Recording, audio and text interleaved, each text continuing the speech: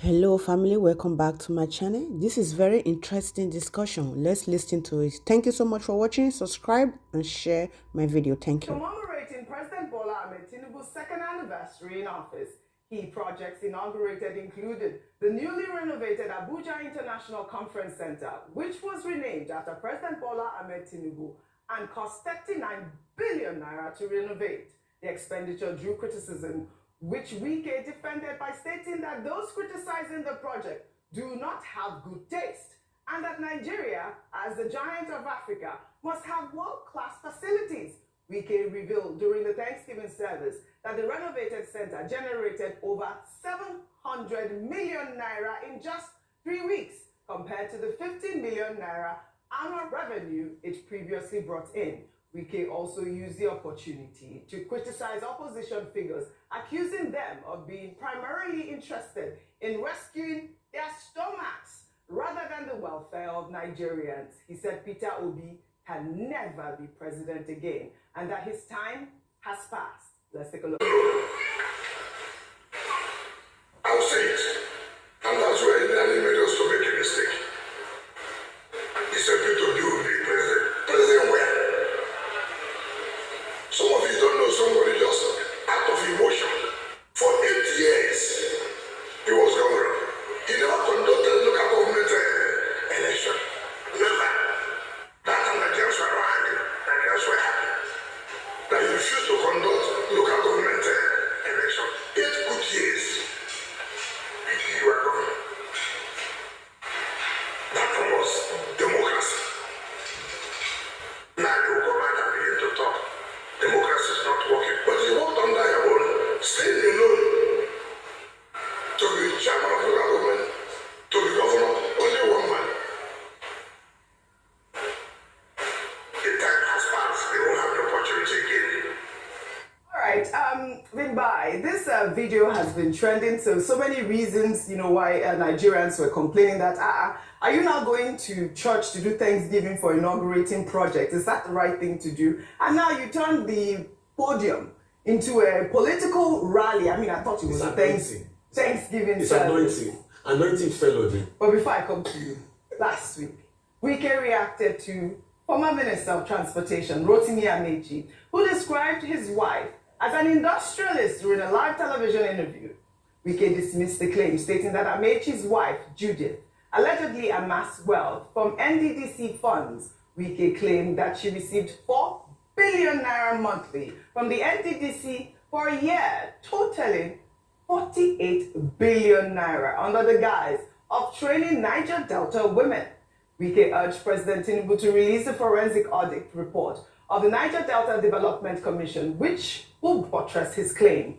He vowed to resign as FCT minister if the forensic audit report, when released, does not corroborate his claims against Amaechi and his wife.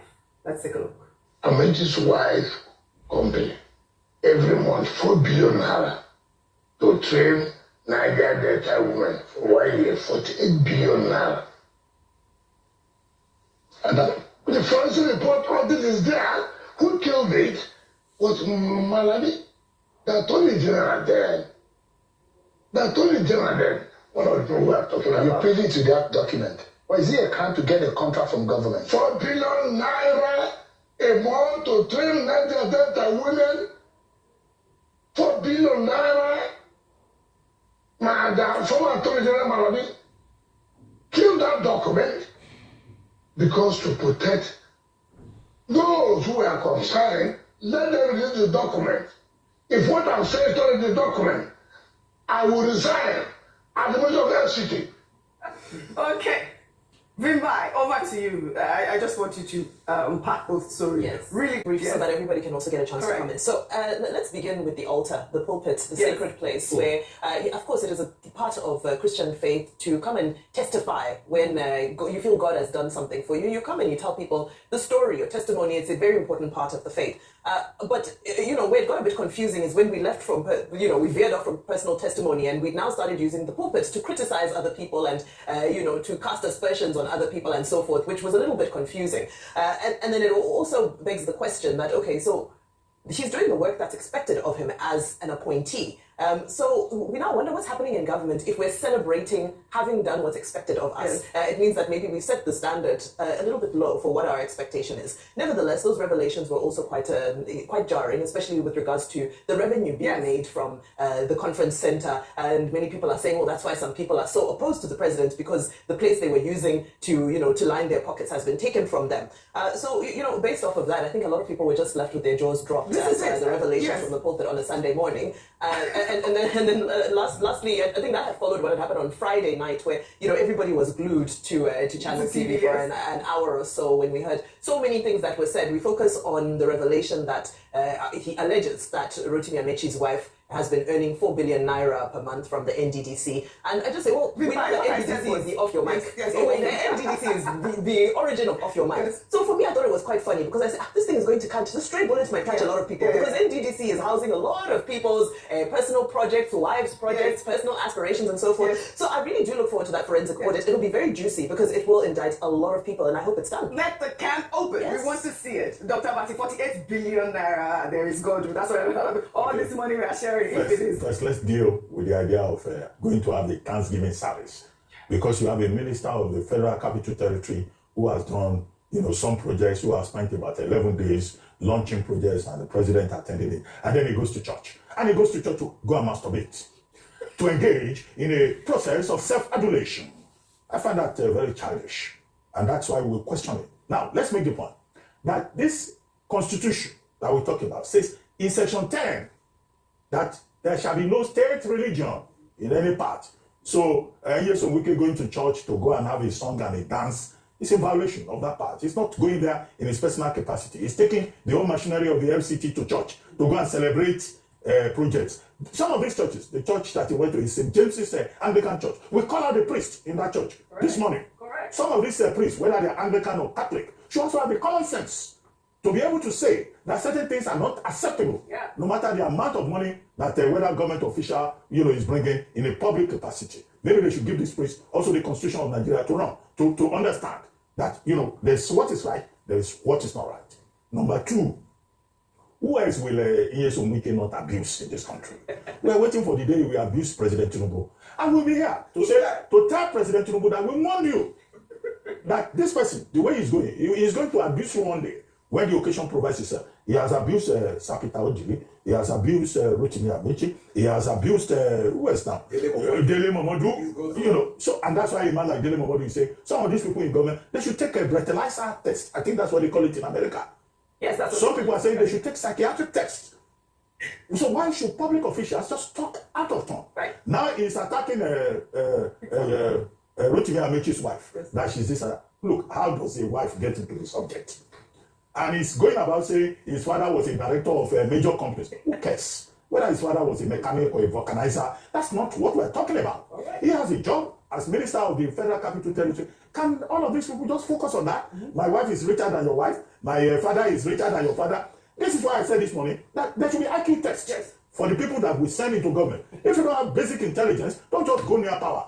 I don't disturb properly educated people with my wife is better than your wife, my father is better than your wife, I'm riding a Rolls Royce, I have money, I bought it with my money. Is that the kind of level of sophistication or intelligence or integrity that Nigerians should be confronted with? We have to say it.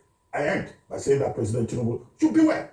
He should pay more attention to the character of the people that he puts in a very important position. I don't want to hear about your wife. I don't care whether your wife is an industrialist or your wife is this and that. I don't want to know whether your father is a millionaire or a billionaire. I want to assess you on the basis of the assignment that you have been given. Can these people grow up? How can we put children in important positions? Dr. Bati, on fire. Sorry, go ahead. Quickly. Okay, I will not be quick. You have to be because we have other stories. Oh, yeah. Okay. Yes. Where should I start from first? The church. Is it the desecration of the church? Yes. I'm not surprised. I'm not surprised that the church is now being desecrated. The last song also, you can dance with me this morning. All right. Bishop na miliki, Popu na ejebe, Imamu na baladu. Bishop na miliki, Popu na ejebe, Imamu na baladu. Bishop, you enjoy Rufy. Somebody say parara. Before I go ahead. So, the last song that's long ago. So I'm not surprised that the altar of God is being desecrated. I'm not surprised. I'm a man of faith. My faith is the cornerstone of my life. And when I see the altar of God being turned into a political rally ground, as a man of faith and the spirit, that's not the discernment of the kind of anointing I want. That's the political anointing that came on him while he was there on the pulpits. And it is sad, the aberration that is happening in our house of God. Secondly, Oji, the question asked is indicative of the state where Nigeria is today. Mm-hmm. 2 politicians were asked, how did you make your money? That's a question, though. They couldn't give a coherent answer. We couldn't plot a timeline. And then Amaechi said that. I mean, with that, a lot of people, I've been seeing a lot of messages about people that went to school with people that have been debunking all the things they have said. Okay. They couldn't plot an empirical timeline of what they were before getting into power. They couldn't say, in the interest of accountability, they should release their code of conduct filings before they got into power and out of power.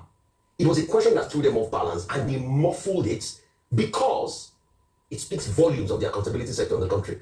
And that's why I dare them to release the kind of wealth they have before they got into politics and power. Secondly, President Tinubu, like Minister Wike said, please release that forensic report. This is it, yes. Because we need a country where there's accountability. Without accountability, you cannot thrive. All right. So I beg you, release that forensic report. I know because of time, Oji, I won't talk about it. Yes. I'll rest it. We rest your case. Very good. We're waiting.